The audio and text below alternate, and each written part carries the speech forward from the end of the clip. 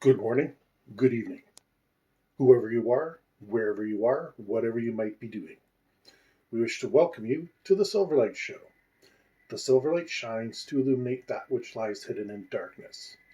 For those of you tuning in today, we welcome you in.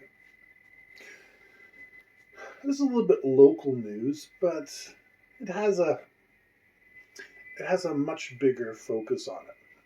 They're renaming one of the high schools in my area. That was named after Sir John A. Macdonald, who so happened to be the first Prime Minister of Canada. Okay, I'm down with that. He wasn't necessarily the nicest person in the world, had a difficult transition to go from point A to point B, and he lived in the 1800s, which, as some of you may know, produced some of the most ludicrous ideas in the world.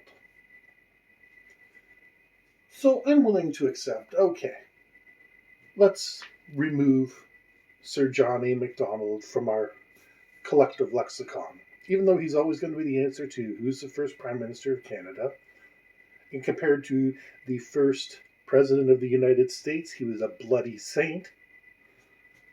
But yeah, I can understand his name divides some people up. A funny little fact, we don't really have a big First Nations community in this area. Matter of fact, it's virtually non-existent. So it kind of feels like they're doing this for the sake of doing it. But all this I could look past. Move with the times, get better.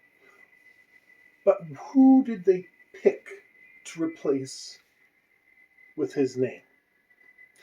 Well, when I read it, I had to Google it. Didn't know who it was. And you know what I found out? And I can't say the name, unfortunately. It's not in my lexicon. I'm not even going to attempt to because, yeah, it's just not in my lexicon. But they're replacing the very first Prime Minister of Canada with a fictional character from a book. Are you kidding me? What nonsense is this?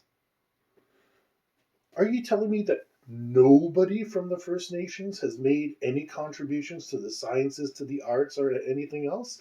Gosh, that's the biggest slap in the face of anything I can think of. Yeah, we couldn't think of anybody, so we're just going to make it about this fictional character.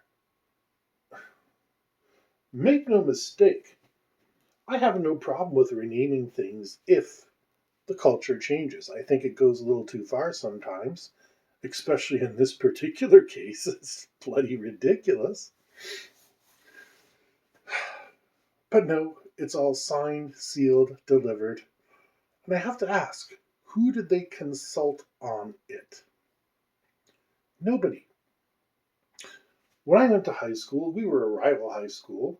We used to go in and play against them. And we had our more rowdy cheerleaders, and they would come up with some pretty nasty things to say about Sir John A. Macdonald. Of course, we didn't know the whole story, so they were relatively childish insults just designed to poke fun of, he's dead, it doesn't matter, and blah, blah, blah. But what are they going to come up with now? Kids are endlessly cruel. Your school's named after a fictional character, never existed. And that's probably one of the nicest things that would be said.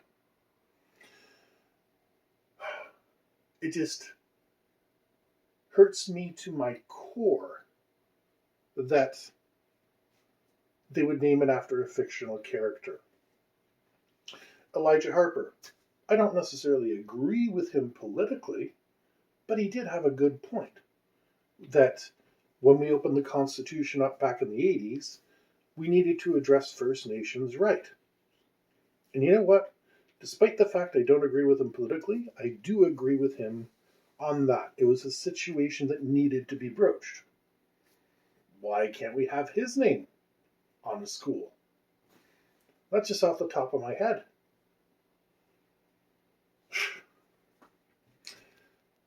The curious thing is, if you do this stuff in the United States, they will jump on you.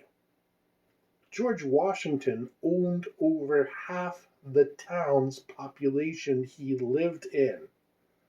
Yeah, most of the people in this town were slaves.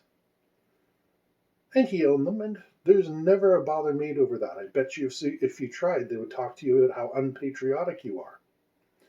But no, George Washington gets a free pass, whereas John A. Macdonald, who formed the residential schools, which were not a good idea. For those of you who don't know, the residential schools were basically a means to bring the First Nations children and teach them in the European style and then send them back into the community, hoping they would convert others. Not great. You can do a lot worse. You can do a lot better. But just taking his name off for a fictional character, it's a textbook example of cancel culture gone too far. I would support an Elijah Harper school. Wouldn't necessarily like it, but I would support it. I keep picking on him. There's tons of Native, like I said, there's not a lot of First Nation representation in my particular area. This is one of the first places that we came, so yeah, they kind of got rid of all the Algonquins and the Iroquois and all the tribes that were living around here before.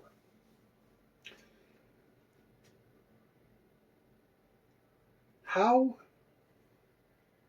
does a fictional character work? Unless it's a Montessori school. You know what? Now I have to wonder, is there a copyright issue there? Now, the book, I forget what the name of the character in the book is. The book seems pretty decent. I mean, I certainly wouldn't raise an eyebrow if my child brought it home. Yeah, read it, go ahead. You know, the author seems to have done a pretty decent job at getting their message across, which is, First Nations are people too. And it distresses me that in the year of our Lord 2022, we have to keep treading over this ground. I also happen to know that we have a major problem in another school. BSS, their nickname is Bramerley Suicide School. They have a serious problem with suicides. But you know what? It's not important. Let the kids kill themselves. Let's rename Sir John A. Macdonald Senior School, whatever the heck it is. Which do you think should have the priority in the funding? They have to remember, it's not just changing the letters on the side of the school, which itself is expensive. They have to change all their websites. They have to change their stationery. All the documents that have been saved up over the years have to be gone back into, updated, clarified, and have addendums put onto them. All those school records now have to have stars beside them. This person won an academic prize back when this was John A. Macdonald Senior School, whatever it might be. This is a lot of work. Work that, once again, could have been solved with a nice little tiny sign. I've said this before about ripping the statues down. Yes, some of these people were bad, but just put a plaque beside it. It's way cheaper. It makes way more sense. And it doesn't cost you a fortune to change letterheads and all that sort of stuff. Because don't forget, changing a name costs money. For any of you who might have gotten married and changed your last name, you know how much work it is just to change your name and then get used to using it. And then, people that you work with are like, who's this? I don't know this person. Well, I've worked with you for 15 years. Oh, you got married. Oh, congratulations. It's the same stupid conversation. We're doing this. The sentiment behind this is certainly there and it's certainly clear.